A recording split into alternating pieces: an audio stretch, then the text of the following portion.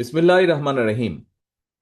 বাংলাদেশের মহান বিজয়ের ৫৫তম দিবস উপলক্ষে বিএনপি আয়োজিত আজকের এই আলোচনা সভার সম্মানিত সভাপতি জনাব মির্জা ফখরুল ইসলাম আলমগীর, মঞ্চে উপস্থিত জাতীয় স্থায়ী কমিটির সম্মানিত সদস্যবৃন্দ, সম্মানিত কেন্দ্রীয় নেতৃবৃন্দ, আমার সামনে উপস্থিত বিভিন্ন শিক্ষক, বুদ্ধিজীবী, বিএনপি এবং অঙ্গ সহযোগী সংগঠনের নেতা কর্মী, সমর্থক বৃন্দ, সহকর্মীবৃন্দ, সাংবাদিক ভাইরা, আসসালাম আলাইকুম। দেশের ইতিহাসের সবচেয়ে গৌরবোজ্জ্বল দিন আমাদের আজকের এই মহান বিজয় দিবস। যতদিন বাংলাদেশ থাকবে, কখনো এই দিবসের গুরুত্ব এবং তাৎপর্য কিন্তু মলিন হবে না। তবে একটা বিষয় আমাদের সকলের মনে রাখা বা স্মরণ রাখা দরকার, এবং অবশ্যই একই সাথে সতর্ক থাকা দরকার। সেটা হলো বাংলাদেশের মহান যে মুক্তিযুদ্ধ, এই স্বাধীনতা, এই মুক্তিযুদ্ধ বা স্বাধীনতাকে প্রশ্নবিদ্ধ করার জন্য, প্রশ্নবিদ্ধ করতে দেশি বিদেশি অপশক্তি তখনও যেমন সক্রিয় ছিল, এখনো ঠিক একইভাবে তারা সক্রিয়। সময়ের সাথে সাথে হয়তো ষড়যন্ত্রকারীদের রূপ, রং, চেহারা হয়তো পাল্টেছে, কিন্তু চরিত্র ভিন্ন একদমই পাল্টায়নি। তাদের চরিত্র বিন্দুমাত্র পাল্টায়নি। সম্মানিত উপস্থিতি, বাংলাদেশ কিন্তু হঠাৎ করে সাগরের বুকে বুকে ভেসে ওঠা কোনো ভূখণ্ড নয়।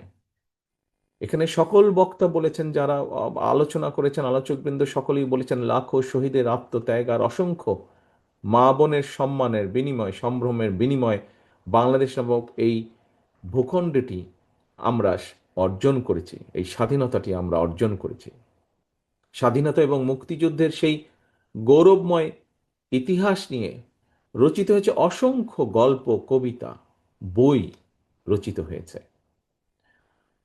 অনেকেই হয়তো জানেন, স্বাধীনতা এবং মুক্তিযুদ্ধের পূর্বাপর ঘটনা বলে নিয়ে স্বাধীনতার ঘোষক, বাংলাদেশের স্বাধীনতার ঘোষক শহীদ রাষ্ট্রপতি জিয়া রহমানের নিজের লেখা কিন্তু একটি প্রবন্ধ রয়েছে, এবং সেটির নাম একটি জাতির জন্ম।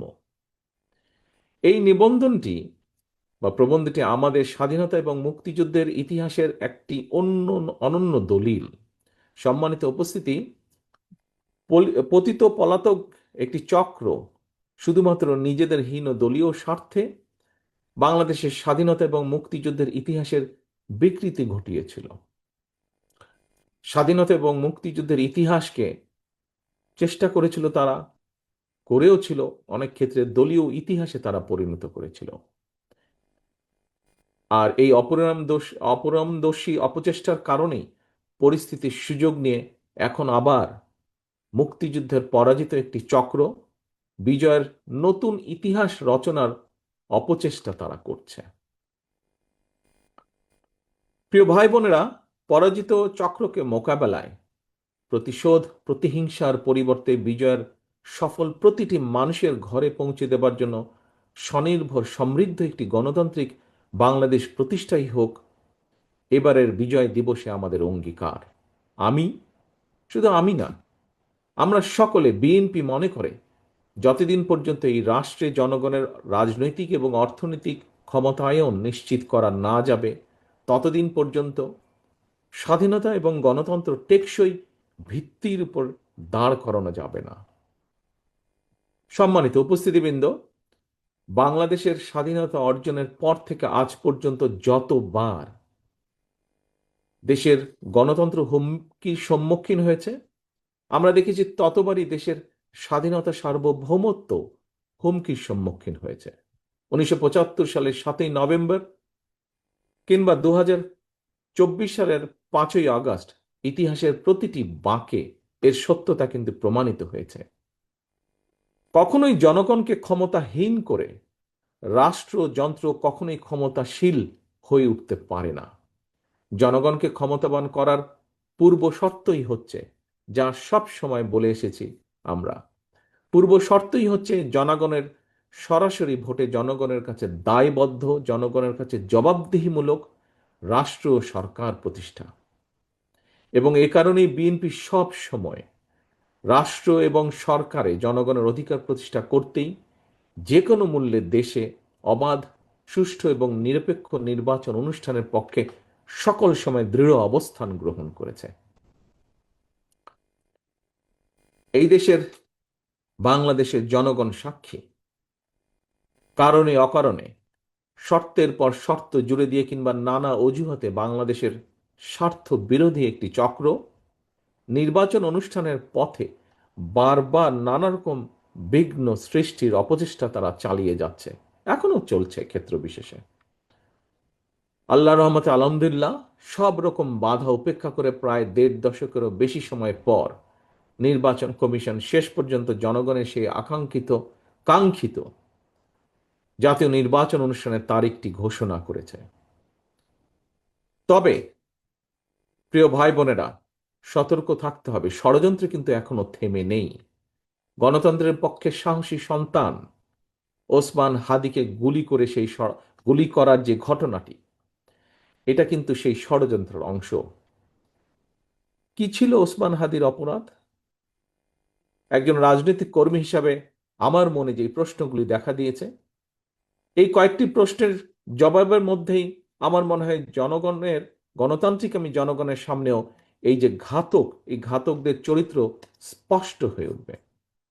আমার মনে একজন রাজনৈতিক কর্মী হিসাবে যেই প্রশ্নগুলো দেখা দিয়েছে, এক, বর্তমান অন্তর্বর্তীকালীন সরকার বা সরকারকে যদি ব্যর্থ করা যায়, কারা তাহলে খুশি হবে? দুই, নির্বাচন ছাড়াই বর্তমান অন্তর্বর্তীকালীন সরকারকে বহাল রাখা গেলে কারা লাভবান হবে? তিন, দেশে জনগণের ভোটে জনগণের সরকার প্রতিষ্ঠিত না হলে কাদের লাভ? প্রিয় ভাই বোনেরা, আমি বিশ্বাস করি এইসব প্রশ্নের জবাবের মধ্যেই হাদির ঘাতকেরা লুকিয়ে রয়েছে। স্বাধীনতা প্রিয় গণতান্ত্রিকামী জনগণের শত্রুরা ঘাপটি মেরে রয়েছে এইসব প্রশ্নের ভেতর। প্রিয় ভাই বোনেরা, সম্মানিত উপস্থিতিবৃন্দ, প্রিয় নেতৃবৃন্দ, আমি বিজয় দিবসের এই গৌরবজনক সময় দৃঢ়ভাবে বলতে চাই, যারা স্বাধীনতা প্রিয় গণতান্ত্রিকামী জনগণকে ভয় দেখাতে চায়, তার অবশ্যই ব্যর্থ হবে ইনশাল্লাহ। ভয়ের কোনো কারণ নেই। মানুষের জয় পরাজয়, জীবন মৃত্যু সবকিছু আল্লাহর হাতে নির্ধারিত। সুতরাং আল্লাহর উপরে ভরসা রেখে আমরা সকলে যদি ঐক্যবদ্ধভাবে জনগণের অধিকার প্রতিষ্ঠার মিছিল এগিয়ে নিয়ে যেতে থাকি, ইনশাল্লাহ ষড়যন্ত্রকারীরা অবশ্যই পিছু হটতে বাধ্য হবে। ১৯৭১ সালে প্রমাণিত হয়েছে, ২০২৪ সালে প্রমাণিত হয়েছে, ১৯৭৫ সালের ৭ই নভেম্বর ৯০-এ স্বৈরাচার বিরোধী আন্দোলন, প্রতিটি আন্দোলন সংগ্রামে প্রমাণিত হয়েছে, জনগণ ঐক্যবদ্ধ থাকলে জনতার বিজয় কেউ ঠেকিয়ে রাখতে পারে না। আমি দৃঢ় কণ্ঠে বলতে চাই, নির্ধারিত সময় নির্বাচন ইনশাল্লাহ অনুষ্ঠিত হবে। আসন্ন নির্বাচনকে সামনে রেখে গ্রামে গঞ্জে, শহরে বন্দরে, নগরে, বাজারে মহল্লায়, অলিগলিতে, রাজপথে জনগণের নিজেদের অধিকার প্রতিষ্ঠার এই নির্বাচনে মিছিলে আমিও আপনাদের সঙ্গে থাকব ইনশাল্লাহ।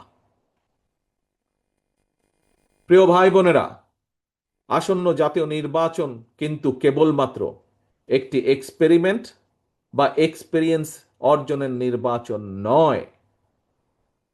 সম্মানিত মহাসচিব সাহেব আজকের অনুষ্ঠানের সভাপতি কিন্তু ওনার বক্তব্যে বলেছেন, আমিও অতীতে বারবার বলেছি, আসন্ন জাতীয় নির্বাচন অতীতের যে কোনো নির্বাচনের চেয়ে জটিল এবং গুরুত্বপূর্ণ। কেন? এবারের নির্বাচনের সঙ্গে জড়িত আছে বর্তমান এবং ভবিষ্যৎ প্রজন্মের স্বাদ, আশা, আকাঙ্ক্ষা, স্বার্থ এবং সম্ভাবনা। সর্বোপরি এবারের নির্বাচনের সঙ্গে জড়িত আছে বাংলাদেশের স্বার্থ এবং সার্বভৌমত্বকে সুসংহত রাখার প্রশ্ন। প্রিয় ভাই বোনেরা, আগামী দশকটি হবে রূপান্তরের দশক এবং এই চিন্তা নিয়েই আমরা আমাদের দেশ গড়ার কর্মসূচি বাস্তবায়নের পরিকল্পনা তৈরি করেছি। দেশের জনসংখ্যার অর্ধেক নারী, 4 কোটি বা তারও বেশি তরুণ, কোটি কোটি কৃষক, শ্রমিক, কর্মক্ষম এই জনসংখ্যাকে কাজে লাগিয়ে বাংলাদেশের বিজয়কে সুসংহত করাই হচ্ছে বিএনপির একমাত্র লক্ষ্য। একটি স্বনির্ভর সমৃদ্ধ বাংলাদেশ গড়ে তোলার মাধ্যমেই আমরা আমাদের আগামীর প্রতিটি বিজয় দিবসকে আরো গৌরবান্বিত এবং আরো অর্থবহ করে গড়ে তুলতে চাই। মহান বিজয় দিবসের এই প্রাক্কালে আমি দল, মত, ধর্ম, বর্ণ নির্বিশেষে কৃষিজীবী, শ্রমজীবী, পেশাজীবী, শিল্পী, সাহিত্যিক, শিক্ষক, সাংবাদিক, বুদ্ধিজীবী, ওলেমা, আলেম, পীর, মাশায়েখ তথা বাংলাদেশের সকল শ্রেণী পেশার মানুষ, প্রতিটি নাগরিককে জানাই মহান বিজয় দিবসের আন্তরিক শুভেচ্ছা। মহান বিজয় দিবস উপলক্ষে বিজয়ের বার্তাকে, প্রিয় ভাই বোনেরা, বিজয়ের যে বার্তা, এই বার্তাকে আমরা শুধুমাত্র স্লোগানের ভিতরে সীমাবদ্ধ রাখবো না। বিজয়ের সুফল প্রতিটি নাগরিকের ঘরে ঘরে পৌঁছে দিতে আসন্ন জাতীয় নির্বাচনে বাংলাদেশ জাতীয়তাবাদী দল বিএনপি বা ধানের শীষ আবারও জনগণের সহযোগিতা, সমর্থন এবং সুযোগ প্রত্যাশা করছে। পরিশেষে আল্লাহর দরবারে 1971 সালের স্বাধীনতা অর্জনের যুদ্ধে শহীদ এবং 2024 সালে স্বাধীনতা অর্জনের যুদ্ধে শহীদ এবং 71 থেকে আজ পর্যন্ত দেশে গণতন্ত্র এবং জনগণের অধিকার প্রতিষ্ঠার আন্দোলনে সকল শহীদদের রুহের মাগফিরাত কামনা করছি। আল্লাহর দরবারে প্রতিটি আন্দোলন সংগ্রামে হতাহতদের দ্রুত আরোগ্য কামনা করে আমার বক্তব্য আজ এখানেই শেষ করছে। আল্লাহ হাফেজ। বাংলাদেশ জিন্দাবাদ।